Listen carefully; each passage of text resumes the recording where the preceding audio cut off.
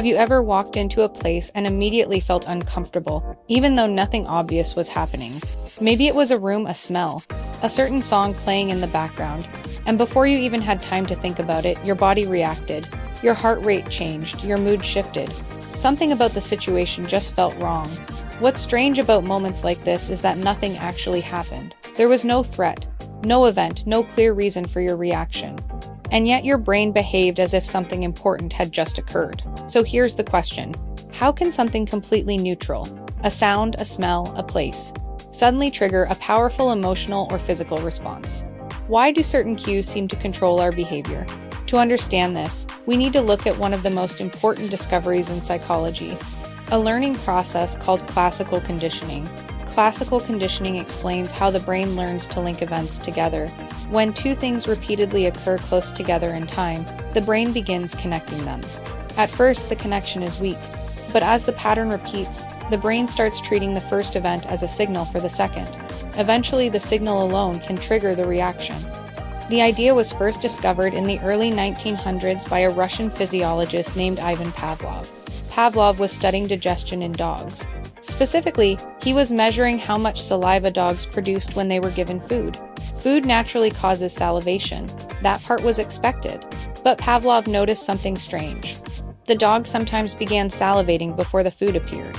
Sometimes when they heard footsteps. Sometimes when they saw the food bowl. Sometimes when a lab assistant walked into the room. At first, this seemed like a problem with the experiment. But Pavlov realized something important. The dogs had learned that certain signals predicted food, and those signals were now triggering the same response. To test this idea, Pavlov introduced a new stimulus that meant nothing to the dogs, a simple sound. Each time the sound played, food appeared shortly afterward. Sound, then food, sound, then food. Over and over again. At first the sound caused no reaction. The dogs only salivated when food arrived, but after repeated pairings, something changed. Eventually, the sound alone triggered salivation. The dogs had learned an association. In psychology, food is called the unconditioned stimulus, because it naturally produces a reaction. Salivation is the unconditioned response, because it happens automatically. The sound begins as a neutral stimulus, but after repeated pairings with food, it becomes a conditioned stimulus, and the salivation triggered by the sound becomes a conditioned response.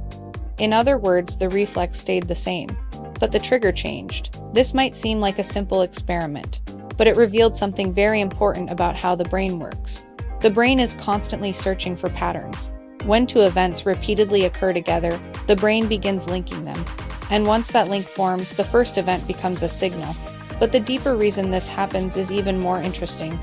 Because the brain is not just reacting to the present moment. The brain is constantly trying to predict what will happen next. Imagine hearing thunder. Your brain immediately predicts lightning. If you see dark clouds, you predict rain. If you smell smoke, you predict fire.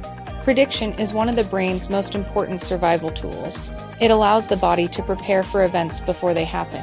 And classical conditioning is one of the ways the brain builds those predictions. When two stimuli occur together repeatedly, their neural circuits activate at the same time.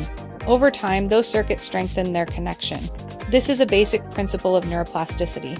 Neurons that fire together tend to strengthen their link. Eventually, the first stimulus activates part of the pathway for the second, and the body begins preparing early. That is why the dogs salivated when they heard the sound. The sound predicted food, so the brain activated the digestive system in advance. This same process happens constantly in human behavior. For example, imagine someone who always eats popcorn while watching movies. Over time, the smell of popcorn becomes linked to the movie experience. Eventually, the smell alone can trigger hunger, even if the person already ate.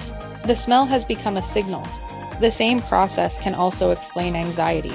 If someone repeatedly experiences stress in a particular environment, that environment can become linked to the feeling of danger. Eventually, just entering that place can trigger anxiety, even if nothing bad happens there anymore. Advertising often uses this principle as well. Products are paired with attractive images, exciting music, or positive emotions. After enough exposure, the product itself begins triggering those feelings. In all of these cases, behavior is being influenced by learned cues. But here's the important shift in perspective. Most people assume their reactions reflect who they are.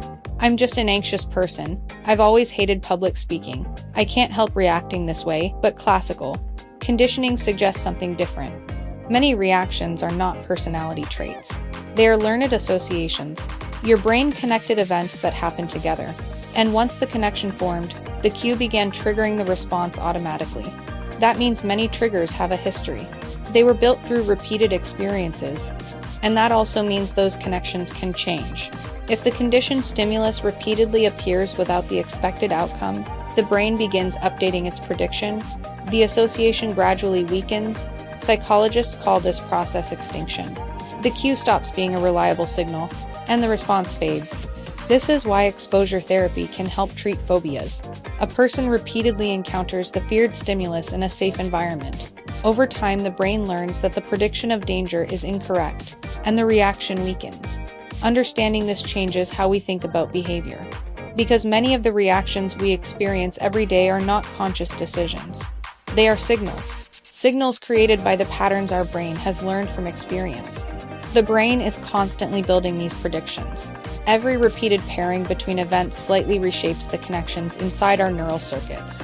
In a sense, the brain is building a model of the world, a model based on patterns, a model based on predictions.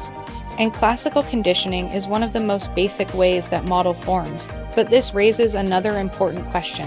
If classical conditioning explains how cues trigger reactions, how does the brain learn entirely new behaviors? How do actions become habits? How do consequences shape what we choose to do? To answer that, we need to look at another major discovery in psychology: operant conditioning. Because not all learning happens through signals, some learning happens through reinforcement. And understanding the difference reveals a much deeper picture of how behavior actually works. Thanks for watching Mind Mechanics.